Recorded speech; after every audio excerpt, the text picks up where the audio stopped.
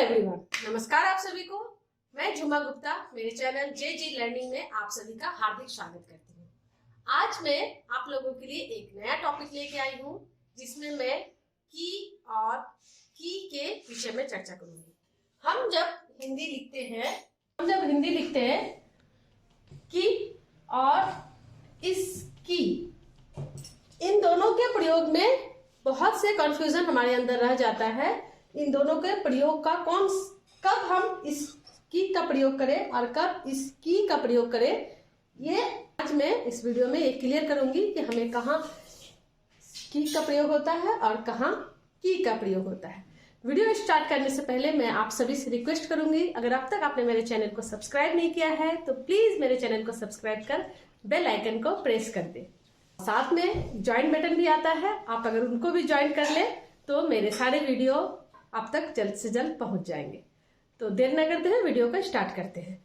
मैं आप सभी से पहले ही बोल देती हूँ कि आप वीडियो को स्किप ना करें, पूरा वीडियो को ध्यान से देखें, तभी आपका ये कंफ्यूजन क्लियर होगा। मैं पहले एक स्टेप बाय स्टेप इस चीज को क्लियर करूंगी। पहले मैं इस की का प्रयोग कहाँ होता है, कब होता है, इसको पहले बताऊंगी।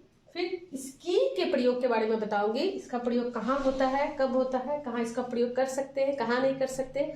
उसके बाद अंत में मैं इन दोनों को तुलना करते हुए, दोनों के अंतर को तुलना करते हुए एक साथ बताऊंगी ताकि ये पूरा कंफ्यूजन क्लियर हो जाए। तो पहले हम इसकी के विषय में चर्चा करते हैं। ये की कहाँ प्रयोग होता है, मैं इसको एक एक पॉइंट के हिसाब से आप लोगों को बताऊंगी। पहला, यह की, यह एक हर्ष स्वर है। हम जितने भी हमारे हिंदी की स्वर माला के स्वर है, इन्हीं को हम मात्रा के रूप में प्रयोग करते हैं। तो यह हर्ष स्वर, इस ई की मात्रा है, ये की, इस ई की मात्रा इस कॉम में प्रयोग होता है, तो यह हर्ष स्वर है। इसके अनुसार इसको उच्चारण में समय कम लगता है, जो कि हमें पता ही है, हर्ष स्वर के उच्चारण में समय कम लगता है। दूसरा, यह दो वाक्यों, इसकी का प्रयोग दो वाक्यों या उपवाक्यों को जोड़ने का काम में किया जाता है। दो वाक्यों या उपवाक्यों।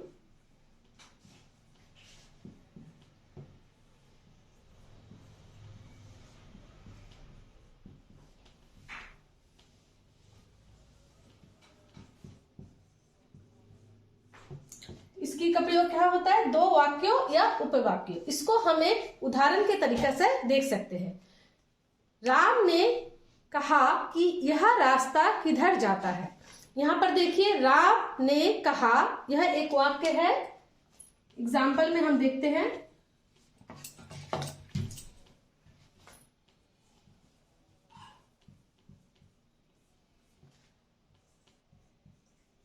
राम ने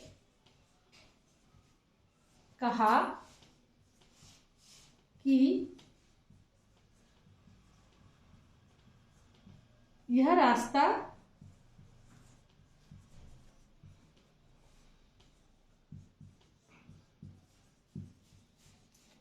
किधर जाता है। यहां पर देखिए, राम ने कहा कि यह एक वाक्य है और यह रास्ता किधर जाता है, यह दूसरा वाक्य है।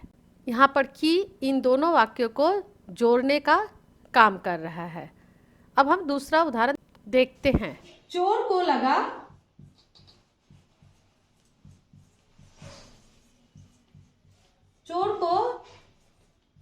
कि घर पर कोई नहीं है।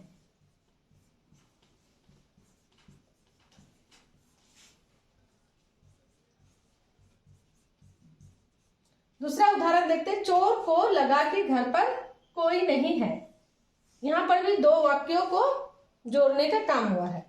तो ये पॉइंट क्लियर हो जा रहा है। दूसरा पॉइंट, यह दो वाक्यों या उपवाक्यों को जोड़ने का काम में आता है।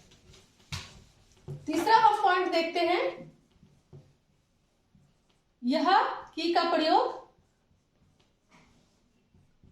वाक्य के अंत में कभी नहीं होता है। हमारा तीसरा पॉइंट है, यह वाक्य के अंत में नहीं होता है। मतलब इस की का प्रयोग हम वाक्य के अंत में कभी भी नहीं करते हैं। हमेशा इस की का प्रयोग वाक्य के बीच में ही करते हैं। चौथा पॉइंट है क्रिया शब्द के बाद होता है। इस की का प्रयोग हमेशा क्रिया शब्द के बाद किया जाता है। कहा एक क्रिया शब्द है, इसके बाद इसका प्रयोग है। लगा एक क्रिया शब्द है, इसके बाद इस की का प्रयोग है। तो हमें यह भी ध्यान रखना है कि क्रिया शब्द के बाद इस की का प्रयोग होता है। अगर हम इंग्लिश में देखें, इस की का प्रयोग हम हिंदी में अगर कोई शब्द का प्रयोग करते हैं जहां हम या का प्रयोग करते हैं, या इंग्लिश में और, या फिर इंग्लिश में और का प्रयोग करते हैं, उस जगह पर हम इस की का प्रयोग कर सकते हैं। दैट के स्थान पर भी इसका प्रयोग कर सकते हैं। अब इसे हम एक उदाहरण के तौर पर देखेंगे। अगर दो वस्तुओं में से किसी एक को चुनना हो, जैसे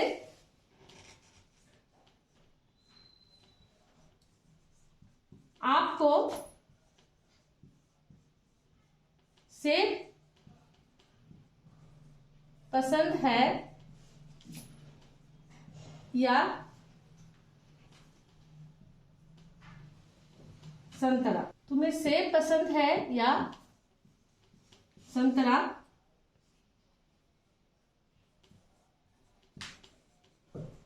डू यू लाइक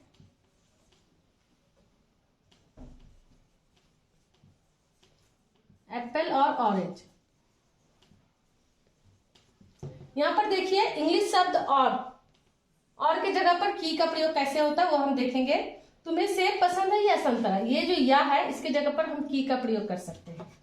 जैसे तुम्हें सेब पसंद है या संतरा, इसके जगह पर तुम्हें सेब पसंद है कि संतरा।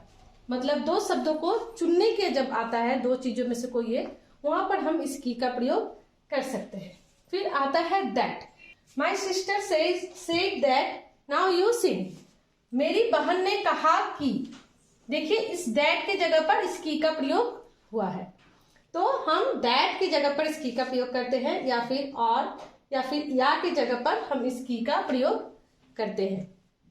अब चलिए हम देखते हैं की का प्रयोग हम कहाँ कहाँ करते हैं। अब हम देखेंगे इस की का प्रयोग कहाँ करते हैं।